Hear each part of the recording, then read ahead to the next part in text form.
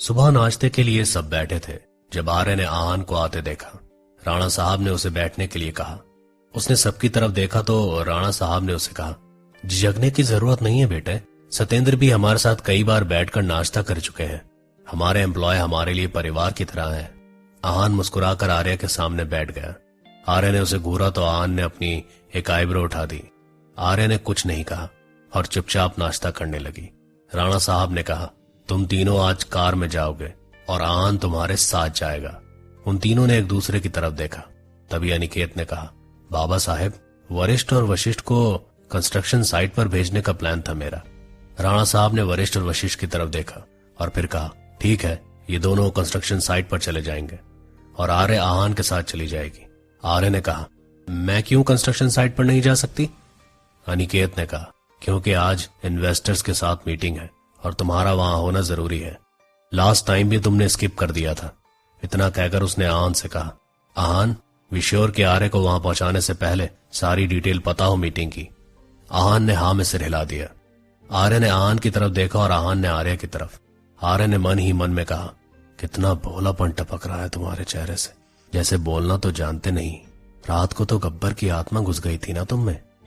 आहान ने भी मन ही मन जवाब दिया, कमरे में तो तुम आई थी मेरे, अब सोते शेर को जगाओगी तो यही होगा।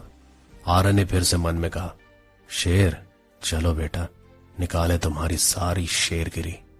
आहान ने मन में जवाब दिया, देखते हैं। वरिष्ठ और वशिष्ठ कंस्ट्रक्शन साइट के लिए निकल गए। आर्य और आहान बाहर निकले तो ड्राइवर खड़ा था। आर्य ने ड्राइवर से कहा, की मुझे दो, आई ड्राइव। इतना कहकर उसने आहान की तरफ देखा। आहान हल्की सी मुस्कुराहट के साथ पैसेंजर सीट पर बैठ गया। आर्य ड्राइविंग सीट पर बैठ गई और उसने कार आगे बढ़ा दी। रास्ते में आहान आर्य को मीटिंग डिटेल बता रहा था। तभी आर्य ने उसे टोकते हुए कहा, सॉरी बोलो। आहान ने उसे हैरानी से देखा और फिर कहा, सॉरी? और वो भी तुम्हें? किस बात के लिए भला? आर्य ने कहा, रात को जिस तरीके से तुमने मुझसे बात की उसके लिए। आहान ने कहा, ओके, पर पहले तुम सॉरी बोलो, बिना परमिशन मेरे रूम में आने के लिए। आर्य ने उसकी तरफ देखा और फिर कहा, वाह वाह वाह वाह वाह वाह, पीस हो मतलब तुम, बाबा के सामने कुछ और, मेरे सामने कुछ और।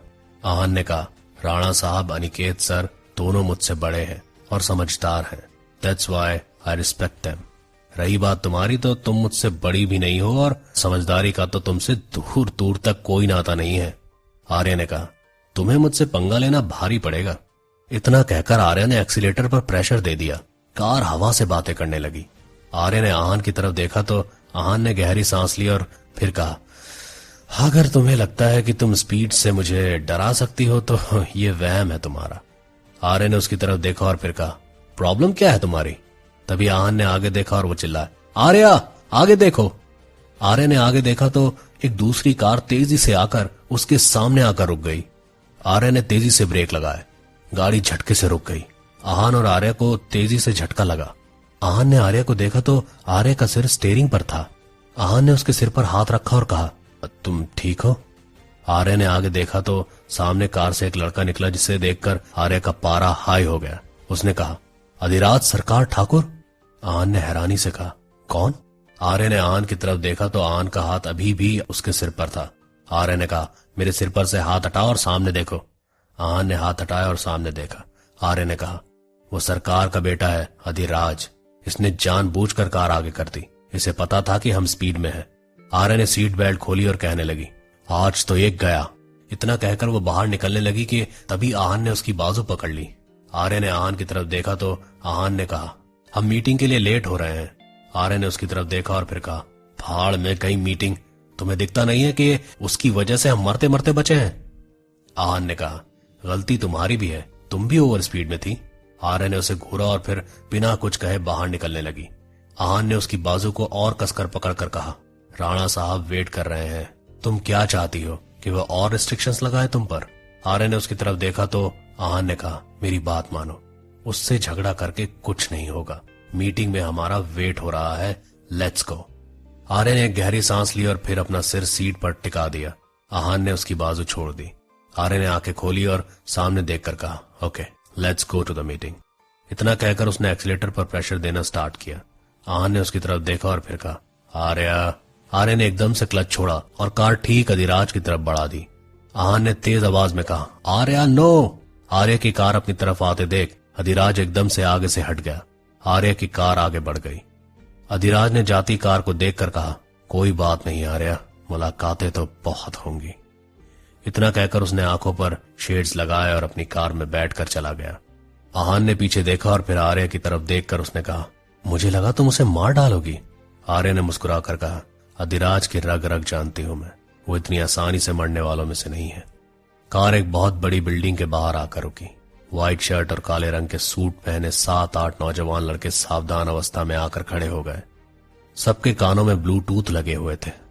बिल्डिंग के ऊपर लिखा था SR security and construction office.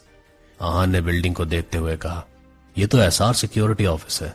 आर्य ने सीट बेल्ट को निकालते हुए कहा, यहां पर 2 ऑफिस है। पहले 3 फ्लोर पर कंस्ट्रक्शन कंपनी है और बाकी 5 फ्लोर पर SR सिक्योरिटी का ऑफिस है। मेरे बाबा पैसा बचाने में बहुत माहिर है, इसलिए उन्होंने एक ही बिल्डिंग में 2 ऑफिस खोल लिए हैं। सत्येंद्र अंकल ने बताया नहीं तुम्हें? सत्येंद्र अंकल ने बताया नहीं तुम्हें? आहान ने कुछ नहीं कहा और उसने सीट बेल्ट निकाल दी। वो बाहर जाने लगा कि आर्य ने कहा, थैंक यू। आहान ने उसकी तरफ देखा तो आर्य ने कहा, मैं काफी मुश्किल से किसी को थैंक यू बोलती हूँ, पर तुमने आज मुझे कार से निकलने नहीं दिया। बाबा पहले से ही काफी टेंशन में है। अगर आज अधिराज से झड़प हो जाती तो वो और टेंशन ले लेते, पर तुमने रोक लिया, इसके लिए थैंक यू। आहान ने सिर हिलाया और कहा, और सॉरी। आर्य ने उसकी तरफ देखा तो आहान ने कहा, एक जवान लड़की रात को बिना परमिशन किसी जवान लड़के के कमरे में आकर उसे धमकाना चाहे तो मेरे ख्याल से उसे सॉरी बोलना चाहिए। आर्य ने उसकी तरफ देखा और फिर कहा, या जितना मिल रहा है ना उतने में खुश रहो। इतना कहकर उसने आहान को उतरने का इशारा किया। आहान और आर्य उतर गए। आर्य ने चाबी एक लड़के की तरफ फेंकी और उस लड़के ने कैच कर ली। आर्य सबको हल्का सा सल्यूट करते हुए अंदर चली गई। उन दोनों के अंदर जाते ही एक लड़की तुरंत आर्य के पास आई। उस लड़की को देखकर आर्य ने कहा, अदिति, सब पहुंच गए मीटिंग के लिए? अदिति ने कहा, बस अभी पहुंचे हैं, पर आर्य मुझे आज मित्तल पूरे जोश में लग रहा है, तुम पर फुल अटैक करेगा वो। आर्य ने कहा, चिल, अपने अस्त्र शस्त्र भी तैयार हैं जंग के मैदान के लिए। आहान ने हल्का सा खकारा और फिर कहा, मेरे ख्याल से यह हल्की सी मीटिंग है इन्वेस्टर्स की। अदिति ने उसकी तरफ देखा और फिर आर्य की तरफ देखते हुए कहा, ये लड़का कौन है? आर्य ने आहान की तरफ देखा और फिर कहा, ये सत्येंद्र अंकल का भांजा है, इसे बाबा ने हायर किया है हमारी हेल्प के लिए। अदिति ने आहान की तरफ देखा और फिर कहा, ही इज हैंडसम। आर्य ने कहा, तो पटा ले। इतना कहकर वो आगे बढ़ गई। आहान ने अदिति की तरफ देखा और फिर सिर झुकाकर आर्य के पीछे हो गया। उसने चलते चलते कहा, तुम बोलने से पहले सोचती नहीं हो ना? आर्य ने सिर हिला दिया और कहा, इतना टाइम नहीं है अपने पास। वो और आहान ऊपर जाने लगे, मगर आर्य एलिवेटर की बजाय स्टेयर्स की तरफ बढ़ गई। आहान ने कहा, एलिवेटर इस तरफ है। आर्य ने बिना उसकी तरफ देखे कहा, आई हेट एलिवेटर। इतना कहकर वो स्टेयर्स की तरफ चली गई। आहान ने एक गहरी सांस ली और उसके पीछे चला गया। सब आर्य को हाथ हिलाकर हाय आर्य बोल रहे थे। जो बड़े थे, आर्य उनके सामने हल्का सा सिर झुका देती। आहान ने यह देखकर कहा, तुम्हें सभी यहां नाम लेकर बुलाते हैं? आर्य ने कहा, ये मैम, बॉस, इन सब शब्दों से मुझे सख्त चिढ़ है। नाम है मेरा एक आर्य, मुझे यही पसंद है, तो सब मुझे यही बुलाते हैं। वो लोग मीटिंग हॉल के पास पहुंचे ही थे कि आहान का फोन बज उठा। आहान ने नंबर देखा और फिर कहा, इंपॉर्टेंट है, मैं थोड़ी देर में आता हूं।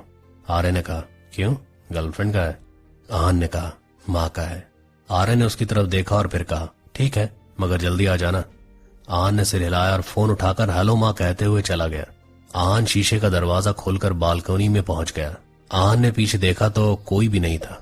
फिर उसने कहा, आपको कहा है ना कि मुझे खुद फोन मत करिए, आप, मैं खुद कर लूंगा आपको कॉल। सामने से आवाज आई, काम शुरू हुआ? आहान ने कहा, अभी मैं उनके ऑफिस पहुंचा, उन लोगों ने मुझे आर्य की जिम्मेदारी दी है। सामने से आवाज आई, उनको शक तो नहीं हुआ ना? आहान ने कहा, नहीं, सत्येंद्र ने मुझे खुद का भांजा बताया है, जब तक वो मुंह नहीं खोलेगा मैं सेफ हूं। सामने वाले ने कहा, सत्येंद्र कभी सच नहीं बोलेगा, उसका इंतजाम हम कर चुके हैं, पर तुम्हें जल्दी करनी होगी, इससे पहले कि किसी को शक हो। आहान ने मुस्कुराकर कहा, मैंने काम यहां आने से पहले शुरू कर दिया है, आप बस दिन गिनिए, राणा फैमिली की बर्बादी मेरे हाथों ही होगी। इतना कहकर उसने फोन काट दिया। फिर उसने फोन की तरफ देखते हुए कहा, welcome to the hell Rana साहब।